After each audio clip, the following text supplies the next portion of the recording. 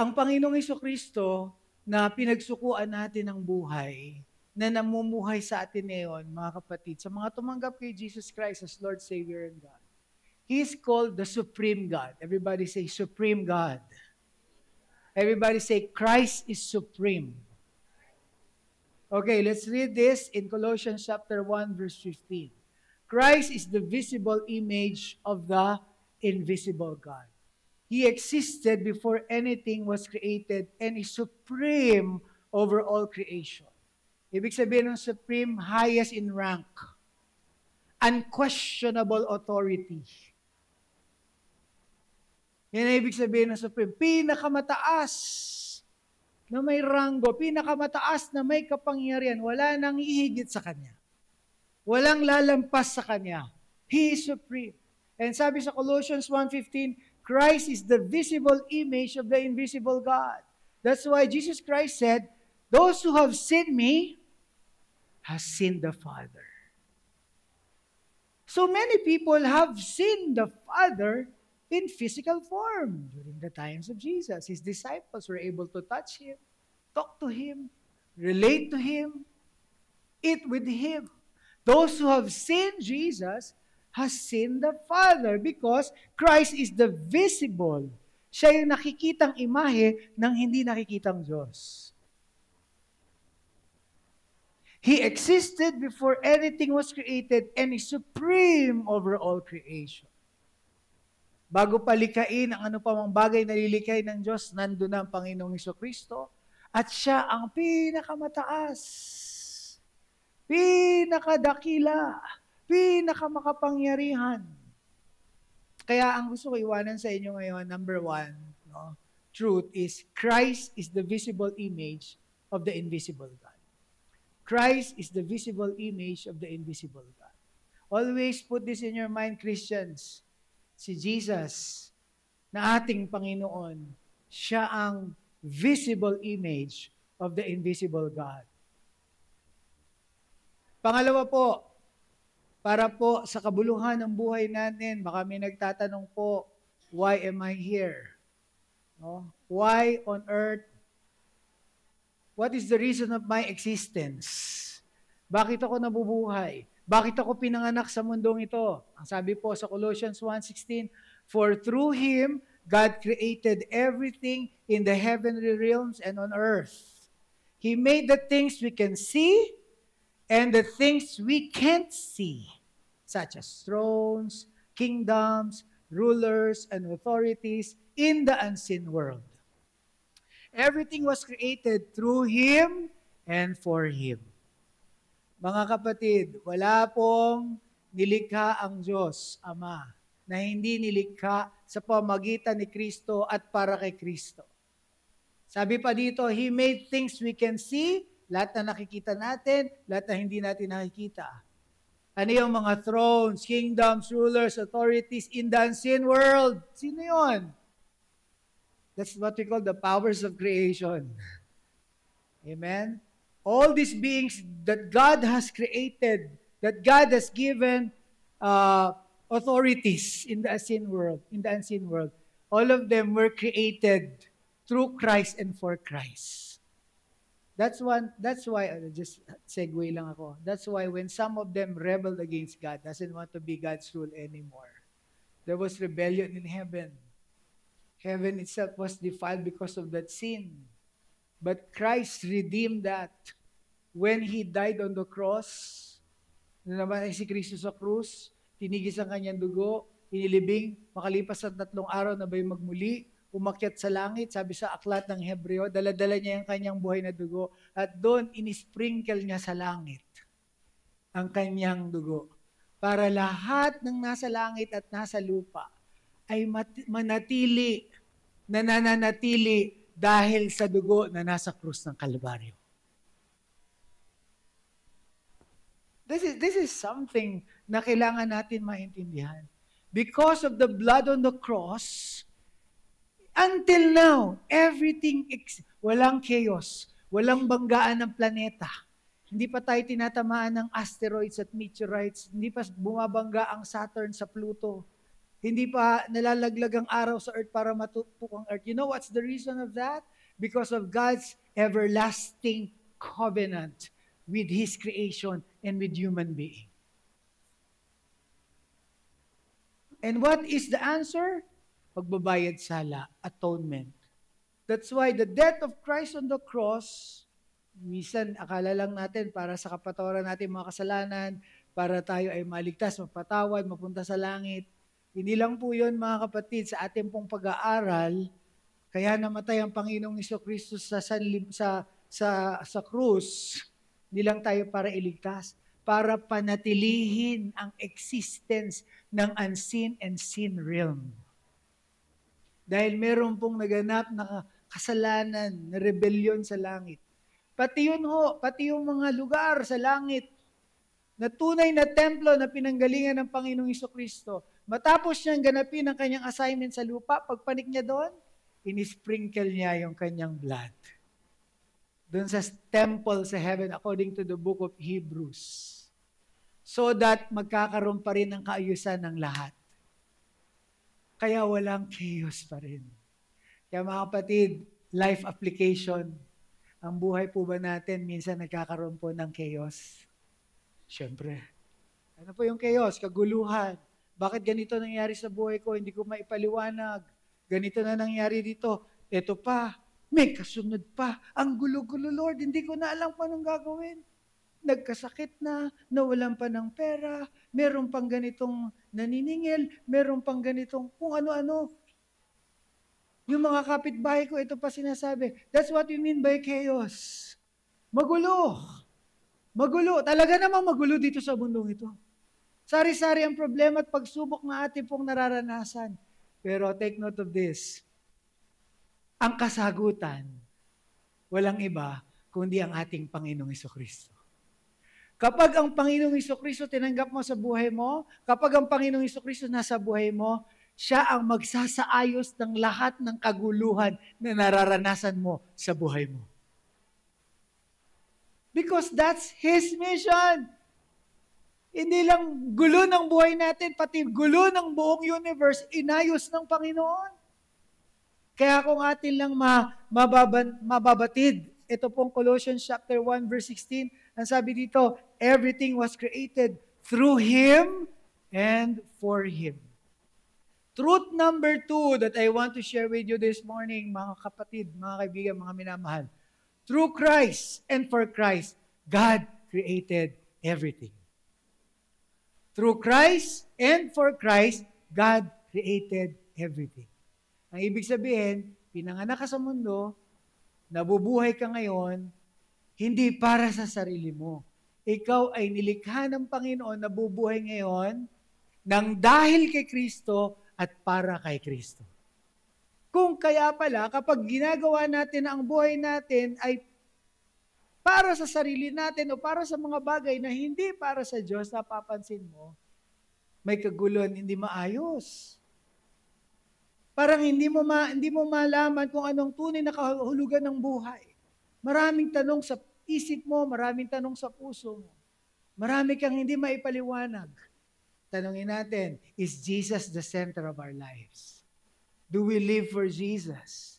Have we received Jesus as Lord, God, and Savior? Mga kapatid, ito po ang tunay na kahulugan ng buhay. This is the reason why you are living here on earth. The reason is that God created you through Christ and for Christ. Amen? Because through Christ and for Christ, God created everything, including us. Tuloy po natin, verse 17. Sabi dito, He existed before anything else, and He holds all creation together. This is what I am emphasizing kanina. He holds all creation together. Who holds all creation together? Christ. He existed before anything else, and He holds all creation together. Even every part of your body and my body. He holds everything all together. Merong research na ginawa several years ago about a part of our body called laminin. laminine, which is a cross-shaped part inside our body. And without that laminine, sabi nila, everything in your body will fall apart. We'll just die without that laminine. And incidentally, the shape of that laminine is cross. It's a cross. Ibig sabihin, mga kapatid, that cross of Christ where Christ died holds everything together. Kaya mga kapatid, imposible na magpatuloy sa buhay at buhay na walang hanggan ang kahulugan ng buhay ng isang tao kapag wala si Kristo. Kaya wala tayong ibang ipinangangaral sa pangangaral natin, kundi ang Panginoong Hesukristo. The gospel of peace. The cross of Christ. Wala pong iba. And this is the reason why we live. To continue to preach this God named Jesus, who is a Savior, healer, restorer, deliverer. He is all in all. He is all in all. A preacher once said, if you need healing, preach the healer. Amen? If you want blessing, preach about the blessor. If you want deliverance, we don't preach deliverance. We preach about the deliverer. Because if a person has the deliverer, you will be delivered. If a person has the healer, you will be healed. If a person has the blessor, you are blessed. That's why in Ephesians 1, sabi doon, you have been blessed already with all spiritual blessings in the heavenly places in Christ Jesus. Now this is what the Lord wants us to realize, mga kapatid, ngayong araw na ito. Ang Kristo, ang Panginoon, the Lord Jesus Christ na tinanggap natin, is not hindi siya Diyos na mahina. Hindi siya Diyos na walang kapangyarihan. Hindi siya Diyos na basta-basta lang. Ang Panginoong Hesukristo na tinanggap natin na nabubuhay na sa atin ay Diyos na makapangyarihan. Kayang gumawa ng mga imposibleng bagay. At walang mahirap na bagay na hindi kayang gawin ng Panginoon. At hindi kailangan ng Panginoon ng pananampalataya mo para gumawa siya ng himala sa buhay mo. One good example lang. Si Lazarus, wala ng faith kasi patay na siya. So hindi nakadepende kung may faith si Lazarus kay Jesus kung mabubuhay pa siya o hindi kasi patay na nga eh. Pero dahil ang kapangyarihan ay nasa Panginoong Hesukristo at gusto niyang buhayin si Lazarus, nabuhay si Lazarus without the contribution of the faith of Lazarus. That's the sovereignty of God. That's the power of God. Yung pong lalaki na 38 years na po sa tabi ng pool. Bethesda. Di yan na makilala si Jesus. Definitely, kung di mo kilala si Jesus, wala akong faith sa Kanya. Wala man nagpakilala sa Kanya, hindi siya nakarinig ng ano pa man, patungkol sa Panginoon. Pero isang araw, after 38 years, mga kapatid, 38 years. Tagal nun, no? Tagal niya dun. Sino sa inyo nagkalagnat ng 38 years? Walang tigil. Hindi biro yun. Yun nga lang 7 days, no? Or 3 days. Hindi biro. Yung trangkaso. Isipin niyo kalagayan nito, 38 years.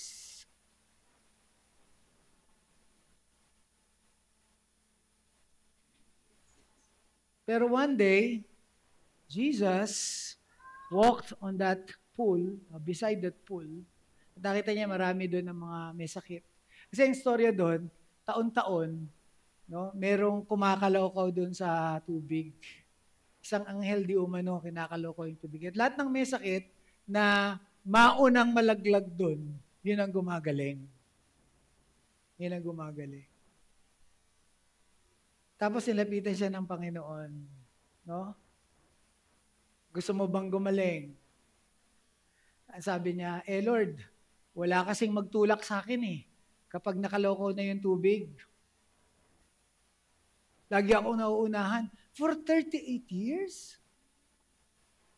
Mga kapatid, nung nando kami sa Israel, yung palang pool na yon, walking distance lang doon sa bahay ni Saint Anne, ni Santa Ana. Si Saint Anne na mother ni Mary. Lola. Di ba? Taon-taon po, ang mga Jewish people pumupunta, three times a year, pumupunta sila sa Jerusalem lahat. Dahil sa 3 major feasts. So from Nazareth, pupunta si Joseph, si Mary, syempre kasama si Jesus, doon sa bahay ni Ana, ni Santa Ana. Ganun sila para sila pala Pilipino.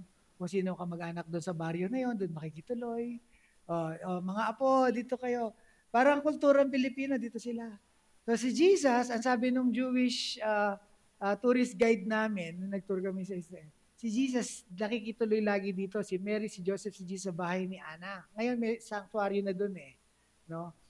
At malamang, si Jesus laging naglalaboy nung bata pa siya. Pupunta doon sa pool. Tapos makikita niya lahat ng mga may sakit doon. Taon-taon ho yun. 3 years old si Jesus, 12 years old si Jesus, 15 years old si Jesus, hanggang sa, ano nasa sa isip nyo? Taon-taon nakikita ni Jesus yung mama na yon na 38 years na laging nauunahan. Imagination ko pa pagka nakita ni Jesus, ay naunahan na naman siya. Next year, babalik na naman siya. Ay naunahan na naman. Imagination ko lang to sa puso ng Panginoon. Marahil sabi ng Panginoong Jesus, hintayin mo lang at the right time, at the proper time, sa aking barbaraka, sa aking coming of age, kapag in-affirm na ako ng God the Father, this is my beloved Son, in whom I am well pleased, and to the start of my ministry, wait ka lang, babalikan kita.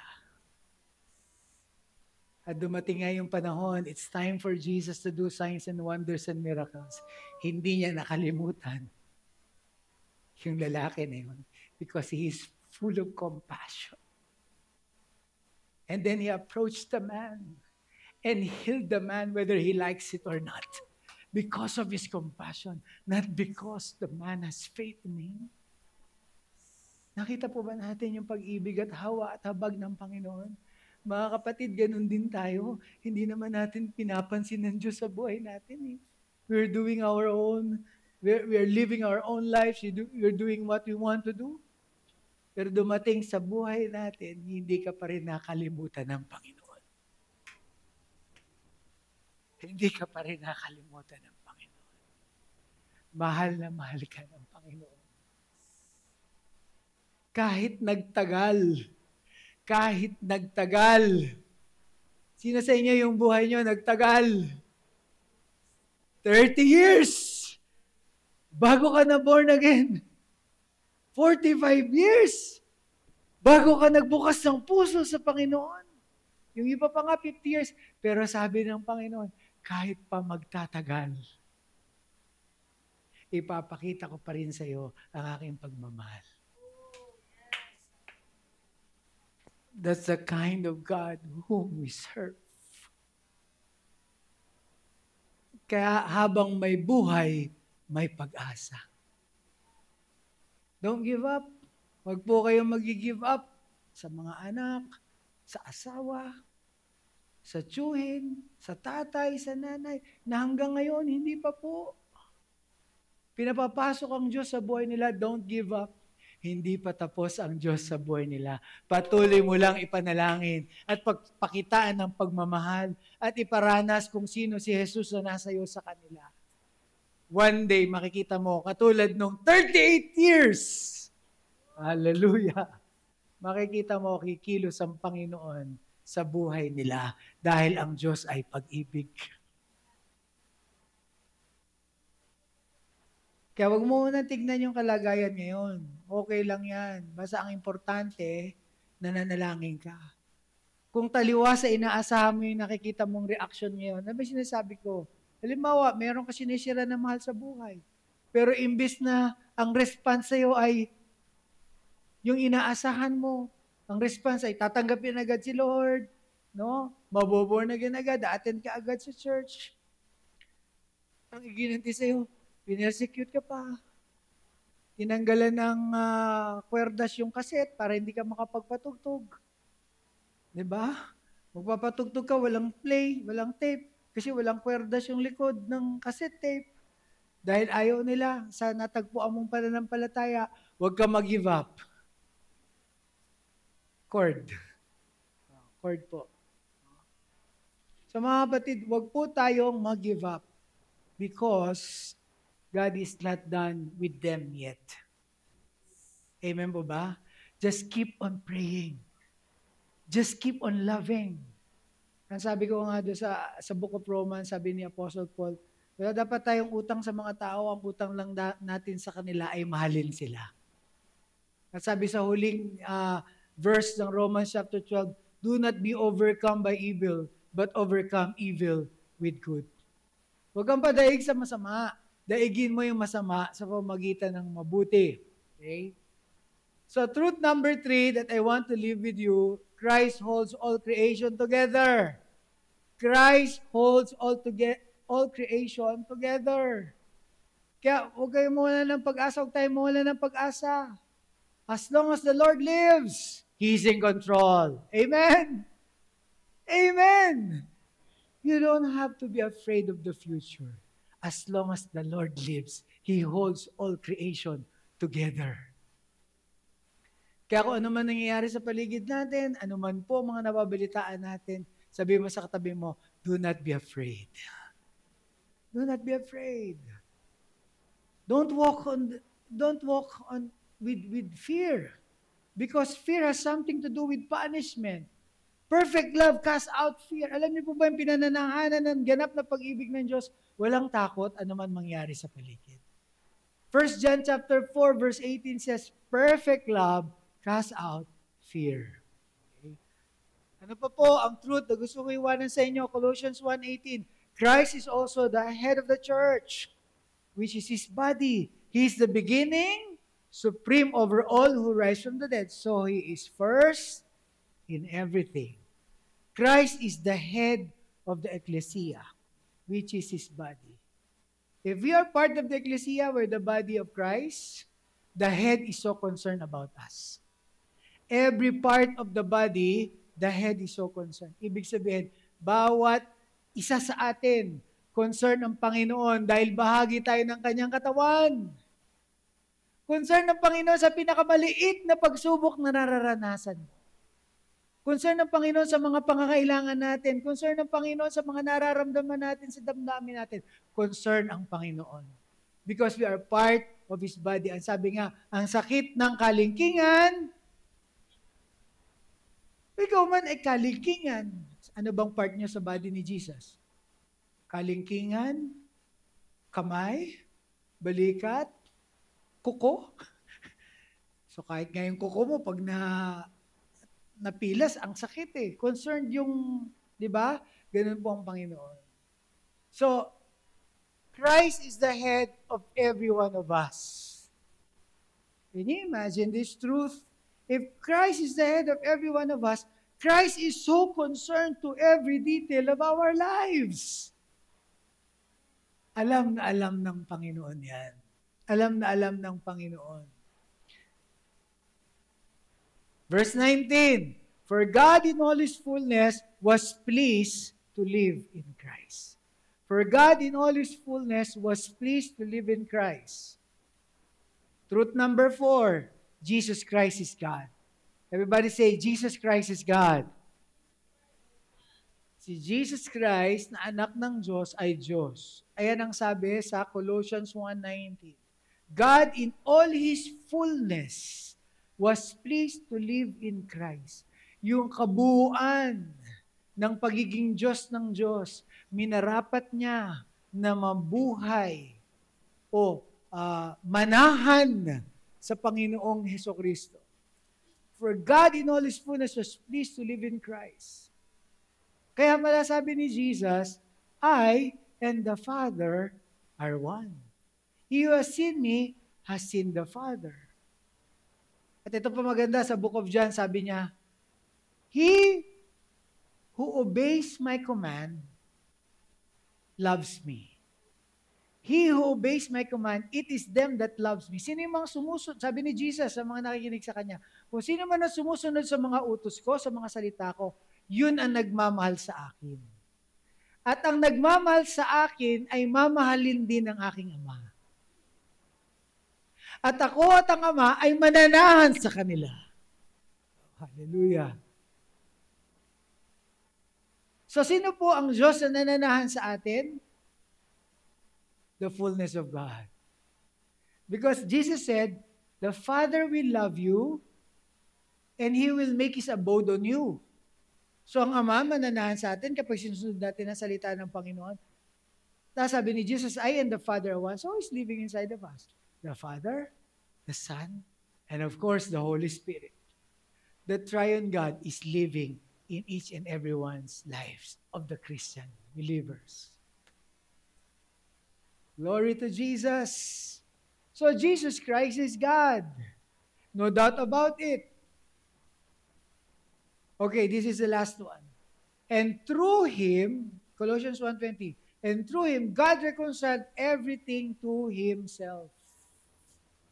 He made peace with everything in heaven and on earth by means of Christ's blood on the cross. Sa pamamagitan ni Jesus, na ating Panginoon, tayo ay nagkaroon ulit ng ugnayan. Nagkaroon tayo ng kapayapaan na ipanumbalik tayo sa Diyos mismo sa pamamagitan ng ating Panginoong Jesucristo. Ang sabi doon, He made peace with everything in heaven and on earth by means of Christ's blood on the cross. So everything in heaven, the unseen realm, and everything in the sin realm, okay, nagkaroon na po ng peace with God through Jesus. Through Jesus. So ibig sabihin, na-pacify ang wrath ni Lord. Kumalma si Lord. Na dapat wakas na ang lahat because of what Christ has done on the cross. Okay? So number 6, through Christ, God reconciled everything to Himself. So wala pong nilalang na na-reconcile sa Diyos maliban sa pamamagitan ng ating Panginoong Jesucristo. Kaya magkakaroon lang ng totoong ugnayan at relasyon ng mga tao sa Diyos kapag nasa iyo na, namumuhay na sa iyo ang Panginoong Jesucristo. So ang buhay na ito, sa buhay na ito, ay magpapatuloy until eternity. Because the eternal God is living inside each and every one of us. So you are now living a supernatural life. Now, if you are in Christ. Colossians 1:21 to 22. This includes you who were once far away from God. You were His enemies. See that? Nakita niyo po yan? Tayo po daw noon ay mga kabati po ba ng Diyos? Ano po tayo? Enemies of God. We were enemies of God. We were separated from Him. Because of what? By our evil thoughts and actions. So those who live in evil thoughts and evil actions were enemies of God. Is that clear? O maliwanag po yan. Ganun po ba tayo dati? Evil thoughts, evil actions? Yes. So ang tawag sa atin dati? Enemies of God. Sabi ng Colossians 1. Okay? Then sabi po dito, yet now, He has reconciled you to Himself. That's a powerful word. Reconciled you. Yet now, God has reconciled us to Himself. Hindi natin kaya kasing gawin yun sa sarili natin na on our own self-effort, i-reconcile natin ang sarili natin sa Diyos. Hindi po, ganun po ang pag-ibig ng Diyos Siya na, dahil hindi mo kaya, siya na yung gumawa ng paraan para i-reconcile ka sa sarili niya. Para yung tanungan nila ni Peter, Peter, do you agape me? Hindi makuha talaga Yes, Lord, I phileo you. Kaya sa dulo sabi ni Lord Jesus, do you phileo me? Amen? Ito yung ibig sabihin. Yet now He has reconciled you to Himself through the death of Christ in His physical body. As a result, He has brought you into His own presence. And you are holy. Wow! This is now our state, mga kapatid. As a result, He has brought you into His own presence. And you are holy and blameless as you stand before Him without a single fault. This is how the Father sees every believer who has Christ in their lives. Ang tingin sa atin ng Diyos, dahil si Kristo ay nasa atin, tinanggap natin ang Panginoong Kristo bilang Diyos, Panginoon sa iyong tagapagligtas. Ito po ang resulta. He has brought you into His own presence, and you are holy and blameless now as you stand before Him without a single fault. Dahil ang nakikita na ng Diyos, ang eyes ng Father, pagtingin sa atin, ang nakikita niya na yung kanyang anak. Kaya yun ang tingin. Hindi ho ba mabuting balita ito? Isang makasalanan, nilinis, no? Binago, binigyan ng bagong pagkatao, isang bagong anyo. Parang yung message natin last week, amen? We're here last week. My old self has been crucified with Christ. It is no longer I that liveth, but Christ that liveth in me. This is who we are. Now, ang tanong, tapos na po ako tapos na po ako. What do we do to stay in this state?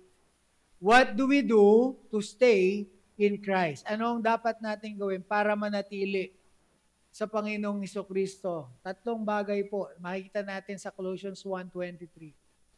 But you must continue to believe this truth and stand firmly in it. Don't drift away from the assurance you received when you heard the good news. The good news has been preached all over the world, and I, Paul, have been appointed as God's servant to proclaim it. Tatlong bagay po to stay in Christ. Number 1, we must continue to believe in this truth. Huwag niyo pong pabayaan na malilang tayo na mawala ang pananampalataya natin sa katotohanan ito. Patuloy kang manampalataya. Patuloy mong panghawakan. Patuloy mong paniwalaan ang katotohanan ito.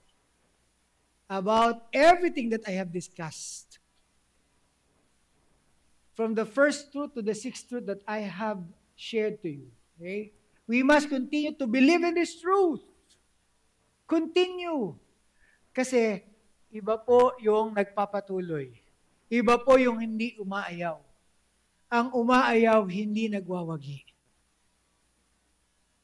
Ang nagwawagi, hindi umaayaw. Kapag tumigil ka, wala kang ibang pupuntahan kundi pabalik. Kaya kailangan ng continuity. Kailangan magpatuloy.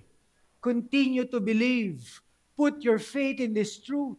Pangalawa po, stand firmly in this truth.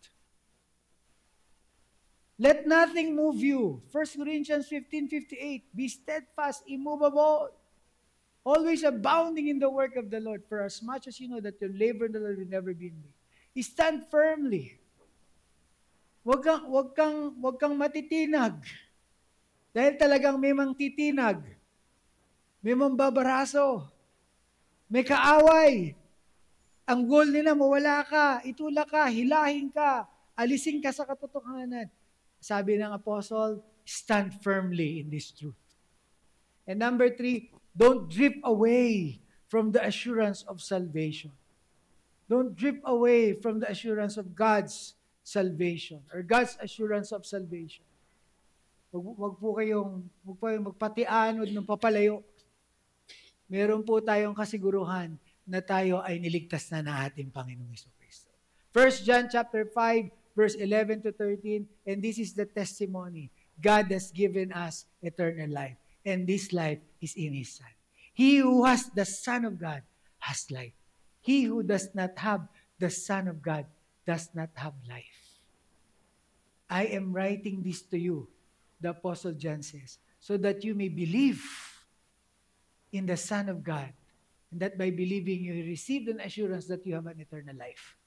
Mga kapatid, huwag po tayo magpatangay. Tayo po ay na kay Kristo na. Tayo po ay ligtas na. Niligtas ng biyaya ng Panginoon. At tayo po ay lumalakad na kasama ang ating Panginoong Diyos. Kaya the message is, Christ is supreme. Ulitin ko lang po yung 6 na truths na aking shinare. Number 1, Christ is the visible image of the invisible God. Number 2, through Christ and for Christ, God created everything. Don't forget that. Number 3, Christ holds all creation together. Don't forget that. No? Number 4, Christ is the head of the church. Kaya hindi ka pababayaan ng Panginoon. You're part of His body. Number 5, Jesus Christ is God. And number 6, through Christ, God reconciled everything to Himself. This is the truth. Tumayo po tayo, mga kapatid. Tumayo po tayo.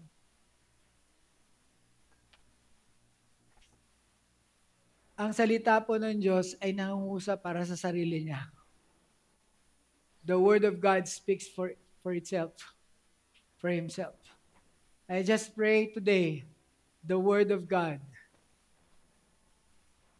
nangusap sa bawat isa sa atin. Because that's the pure Word of God. That's the pure Word of God. And that is the truth. Ngayon, manalangin po tayo, mga kapatid. Just bow down your head and close your eyes. In-encourage ko po ang bawat isa sa atin, personally po, lumapit po kayo sa Diyos sa pamamagitan ng panalangin. Sa mga katotohanan pong ito na aking pong nabanggit, pasalamatan po natin ang ating Panginoon. Let us thank the Lord Jesus Christ, because He came down to earth to become the visible image of the invisible God because of His love for you and me. Just thank the Lord. Sabi mo, Lord Jesus, salamat po. At ipinakilala mo ang Diyos Ama, ang hindi nakikitang Diyos sa sangkatauhan sa pamamagitan ninyo. Just thank the Lord.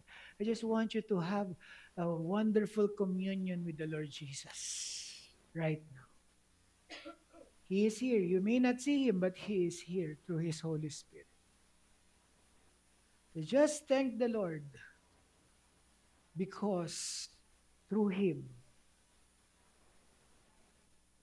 you were created. Through Him, you were created. Sabi mo kay Lord Jesus, I thank you dahil sa pamamagitan mo ako ay nalikha. At ako ay nalikha para sa iyo. Para sa iyo. So just thank the Lord for this truth. You just thank the Lord for the truth na lahat ng problema natin, lahat ng mga naranasan nating hindi maganda sa buhay natin, inaayos ng Panginoon. You just thank the Lord for that. Sabi mo, Lord Jesus, thank you for fixing everything in my life, for fixing my mess, for fixing all my dirt, for fixing all those garbages in my life. Thank you, Lord Jesus. Yung chaos sa buhay ko, ikaw ang nag-ayos. You just thank the Lord for that. You just thank the Lord for that. And right now, let's worship the Lord Jesus Christ, who is our God. Who is our God. Jesus Christ, who is our God. Let us worship Him right now. Thank you, Father. Before we sing the song, hinihimo ko po lahat ng nandito. Kung nais nating maranasan yung tangible presence ng Panginoon, kung ano pa man sa buhay natin o sa puso natin, sa isip natin, ang alam natin na hindi tama sa harapan ng Diyos, ikumpisalho natin sa Kanya. Ano mang galit, ano mang sama ng loob, paghihimagsik, paghihiganti. Let us ask forgiveness from God. I-surrender na po natin sa Panginoon Diyos yan. Kung merong mga tao na nakasakit sa ating kalooban, let us forgive them right now. Forgive them. Release forgiveness and bless them. Do not judge them, but bless them. Because with the same judgment that you use to other people, it will be the same judgment that will be used against you. So let us be free from any judgment from anyone. So let us just release forgiveness sa mga tao. Sa mga tao na hindi maganda yung ginawa sa atin. Release forgiveness. Just say, Lord, I release this person. I release that person from my heart. I release forgiveness, Lord, in the name of Jesus. Kung hindi mo kaya, humingi ka ng tulong sa Panginoong Hesus. Sabihin mo, Lord Jesus, help me, please. And then the Lord will help you to release forgiveness. Release forgiveness. No matter how painful yung ginawa ng tao na yan sa'yo, just release forgiveness. Bless and do not curse. Thank you, Lord God Almighty, for ministering to us. And right now, as you confess your sins to the Lord, ang sinabi ng Panginoon, kung pinapatawad nyo na yung nagkasala sa inyo, patatawarin ko na rin kayo. So the Lord is forgiving all our sins right now and giving us a clean hands and pure heart. Thank you, Lord Jesus. Now let us ask the Lord Jesus to sprinkle His blood on us. Sabi mo, Lord Jesus, sprinkle your blood on my life. Lord Jesus, sprinkle your blood on my mind. Sprinkle your blood on my heart. Sprinkle your blood on my body, on my spirit. Come on, just say it by faith. And you be washed clean by the blood of Jesus right now. Yes, Lord God Almighty. Blessed be your holy name. Now, just receive Jesus and throne it in your life. Sabi mo, Lord Jesus, I declare, you are my Lord. You are my God. I believe in you, Lord Jesus. You are my King. You are my Savior. In Jesus' name. Jesus' Amen. name. Amen.